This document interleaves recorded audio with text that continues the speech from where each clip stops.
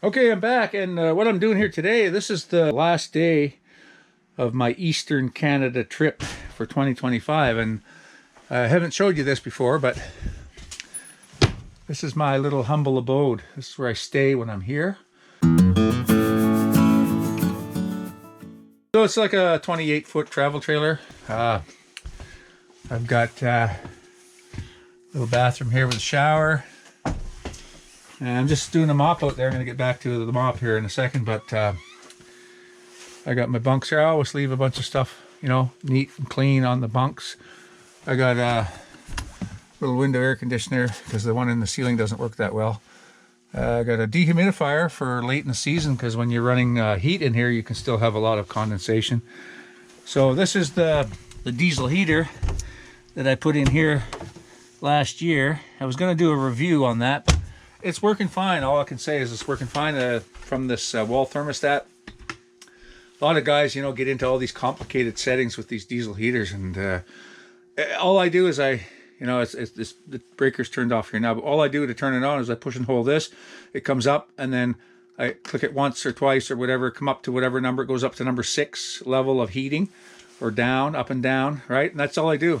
And they don't have a thermostat in them per se, so they'll just run until you turn it off again. Now they do sell a little aftermarket thing, or there's a couple of guys on YouTube that have made these actual thermostats that work with this. So the diesel heater will cycle on and off, you know, to a set temperature. That's not the way they come from the factory, and I haven't altered that on this one. But you know, without getting into all the mucking, you know, I hate that. Anything with a bunch of, you know, different, you know, to use 4 buttons to do 11 things, I hate that. So all I do is I turn it on or off, and I adjust the temperature up and down with those 2 buttons. And that's all I do with it. It works brilliantly. It heats this place really well. It's the basics, you know. I got a little storage area there, pots and pans and different things. There's a fridge and freezer. There's a microwave oven, and there's a 4-burner gas stove with an oven, double sink, a little couch. This actually makes out into a bed. I've never done that. This also makes out into a bed. You know, that's a pet peeve. You know, they'll say that this travel trailer will sleep 11 people or something, or whatever it might be. This one is maybe 1, 2, 3, 4, 6 or 7 people. Like, you wouldn't want to be in a travel trailer. I wouldn't want to be in a travel trailer if you had 7 people in here, you know. It's bad enough with myself. It's bad enough just me. So anyway, what I do here before I leave every year is I just write down, I got the date here, November the 13th, so I'm packing and organizing. So I ran the water down the toilet for 20 minutes because it's on a pipe that goes to a septic tank. And I just want to make sure that the holding tank under here is flushed. So I do that. I defrosted the fridge. Propane tank's turned off on the tongue. I have an internet cable here because I'm stationary, so I ran it over and tucked it up under the porch on the house. I left a little bit of diesel in the tank this year on the back of the trailer, about 5 inches. We'll see how that goes. Last year I drained it out, but I don't think there's any need. There's no leak in it. Diesel heater was stopped by pushing the off button and turning the breaker off. It's the red breaker down in the panel there. So fridge was stopped by pushing the off on the control panel over the fridge.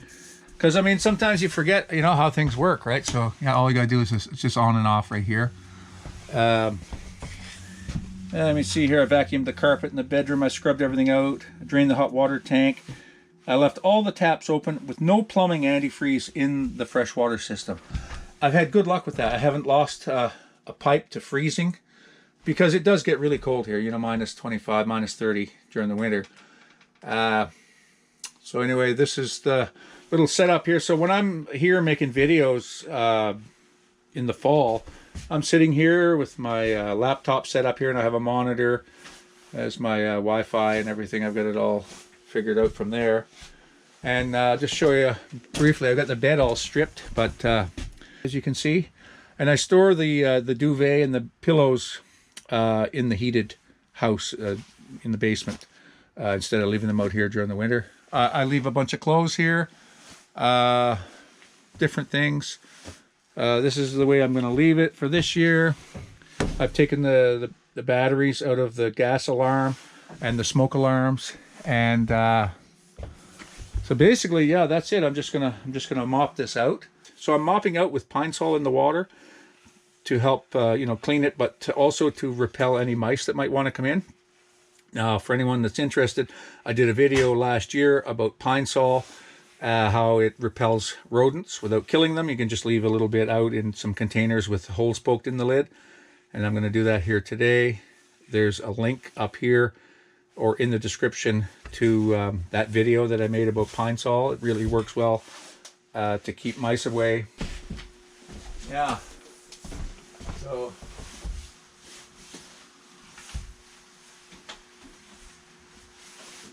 it takes pretty much a full day to get out of here. You know, you gotta. I'm doing this the day before I travel, and yeah, just getting this all cleaned up and organized and packed. And because I've tried to do this on the day that I travel, it's just too much. You know, you think, oh, it's only gonna take a couple hours. No, it's a big job if you want to do it right. So, last year I left here, you know, thinking I had done everything. But in the first week that I was here this year, there was this odor in here. I couldn't figure out what it was. And in that cupboard right down there, towards the back, there was half a bag of potatoes in there that had frozen, and then the juice went everywhere on the floor in there, and it rotted when it thawed out in the spring, because I didn't get here right away in the spring. And what a mess that was. So yeah, I'm going to make sure there's no half bags of potatoes in here this year. But yeah, it can happen in the best of families.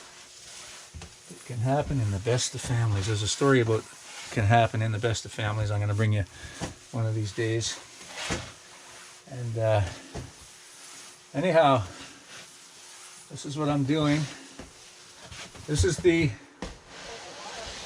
you know, this is the home away from home.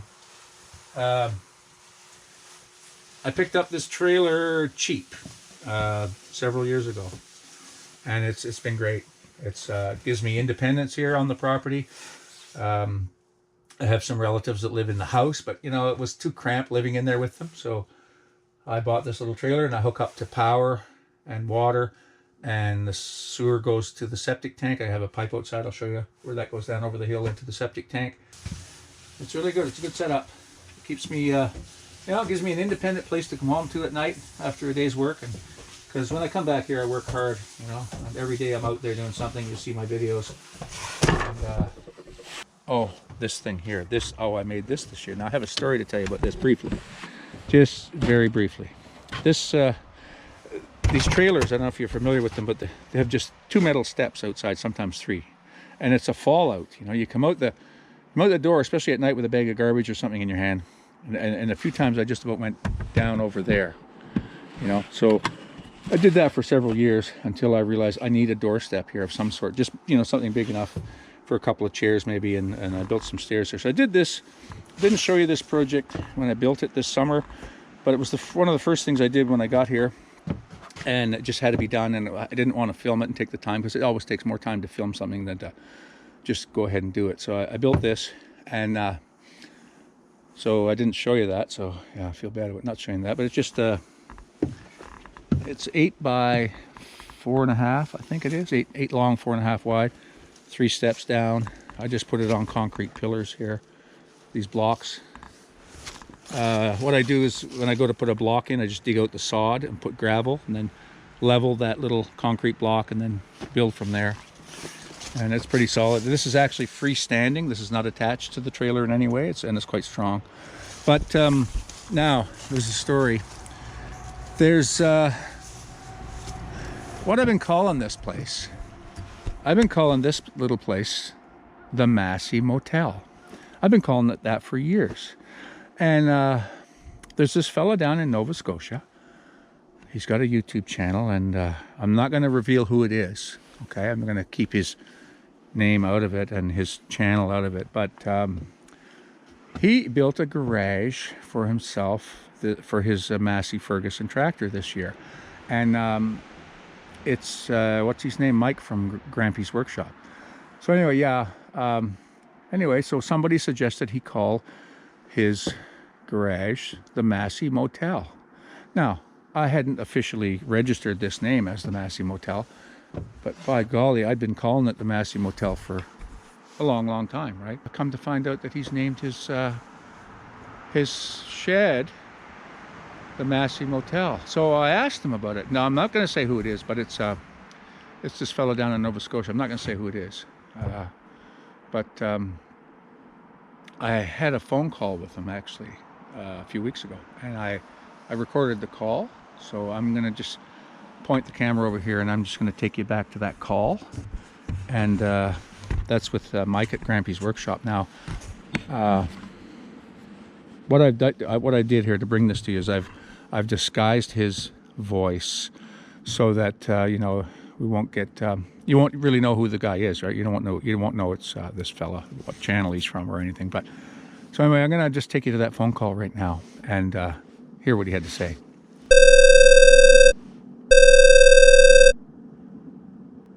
So hey Mike, I hear you called your garage the Massey Motel. Oh yeah, I did, Craig. I did. I called it the Massey Motel. One of my viewers called in and said it should be the Massey Motel. I know you're a nice man and everything, but I had been calling my my trailer here the Massey Motel for a number of years, and just wonder if you could change your name on your garage, and because I mean the two of us can't have the same name. Well, Craig, I don't think I'm going to do that. But anyway, did you get a patent on that name? No, Mike, I didn't actually get a patent on the name, but I was about to, and but you know, it's only the proper thing to do to stop calling it the Massey Motel. Let me name this the Massey Motel, because I'm even going to make up a plaque here for this and call it the Massey Motel. This deck of mine here, and I know you can't see it, you're on the phone, but yeah. So I was just asking you as a favor if you would you know, drop that name and just let me have it.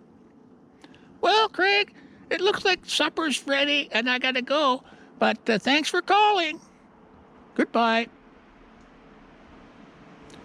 Anyway, that's how our call went, and you know, I'm not going to say that was Mike from Grampy's Workshop. I'm not going to say that. I'm just going to keep him anonymous.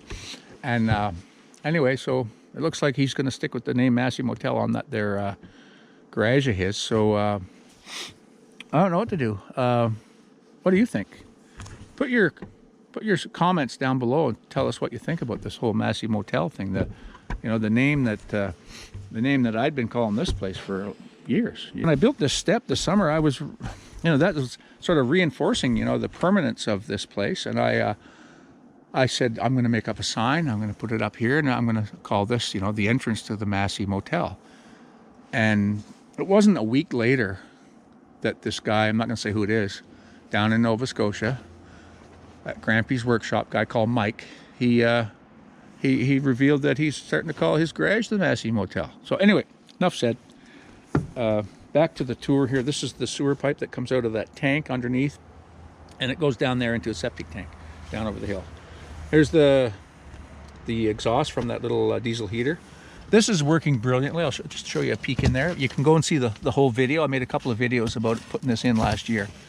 And but yeah, I had to put a transformer in because I didn't have the right power coming out of the converter here. The panel in the trailer is getting old, and it wasn't producing exactly 12 volts that I needed for it. So I bought this little transformer. There's a video about that. There's the diesel heater sitting up in there. Anyway, this thing works brilliantly. It heats this place flawlessly. It's just amazing. So that's the intake air for it. This is the fuel. This is the exhaust coming out. And I've just got this run down here, hanging the way it was when I first put it in. It works brilliantly like this. There's the fuel pump. I bought an aftermarket fuel pump from Amazon that's supposed to be quieter than the ones that normally come with it, and I don't hear it. It doesn't keep me up at night. Some guys say they put in these diesel heaters and it keeps them up at night. The only thing I did to that little tank that I mounted on here is I put some plywood over it to keep the sun off it, because I don't think these tanks are UV resistant to the sun. So anyway, that's how much fuel I'm leaving in it for this year. It hasn't had a leak since I've used it, so I don't think I'm going to drain that down. But a tank, how long does it last me? One of these tanks of fuel lasts about 2 days if I run it full boogie, like at the setting number 3. I never run it much above 3, and usually I run it 1 or 2, like so right down low. I'll get 2.5 days out of a tank, and it's 2.5 gallons. So yeah, it's a great thing. I love the diesel heater here at the Massey Motel. But yeah, I don't know what I'm going to call it if I can't have that name. Anyway, I'll take you back in there for a quick look. Just back in here. Yeah, that'll dry here in a bit. I'm going to have to step in a few more times. But this is the home away from home. And I just about got it. I'm going to wrap this thing up with a tarp. I'll show you what that looks like in a minute. I'm going to lay out a few little bottles of pine sol as well. And double check the cupboards first. So make sure there's no potatoes in there. And that'll be almost it for this year. And then please weigh in with your opinion and an explanation of why you like or dislike that guy that we kept secret. What's his name? Mike from Grampy's Workshop. Why we you think it's right that he took that name when I already had it here on the trailer. So yeah. Anyway, that's all for today. And oh, I gotta show you the tarping. I'll show you the tarping in a minute.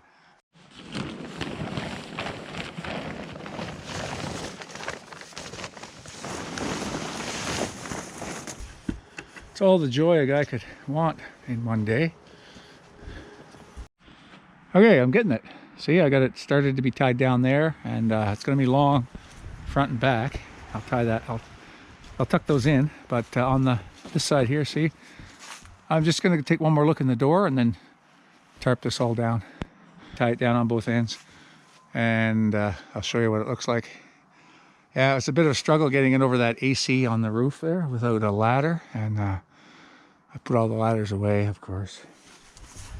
Anyway, yeah, a bit long on this end. Let's take a look on the front. I got a couple of rims I'm going to put down here to tie to. That's what I do. They're over here. Those ones there. And yeah, it's not bad on the front actually. A little long on the back. That's okay. That's fine. And then yeah, the Massey Motel never looked so good. Okay, there it is. It's bunched up a little bit on this end, but it's all tied down. I got a couple of ropes over the roof tied to these rims. And yeah, that's how it stays. And this climate is quite dry, you know, dry cold in the winter, so I've never had a problem with mold or mildew or anything inside. I leave it clean, as you see. I leave it clean and tarp like that, and I've never had a problem. I come in and take the tarp off and hook it up, and it's as good as gold. Anyway, thanks for watching. I got a bit more work to do tonight, so I'm going to leave you guys here. If you haven't already subscribed, I have a video just about every week with something I'm up to. So join me. Just click subscribe. It's absolutely free. And if you don't mind giving me a thumbs up, it helps the analytics. And click the little bell notification, so every time I post a video, you'll get notification on your YouTube channel that I've posted something new, so you can go over there and watch that. And I really appreciate you being here. Thanks again, and we'll see you again here very soon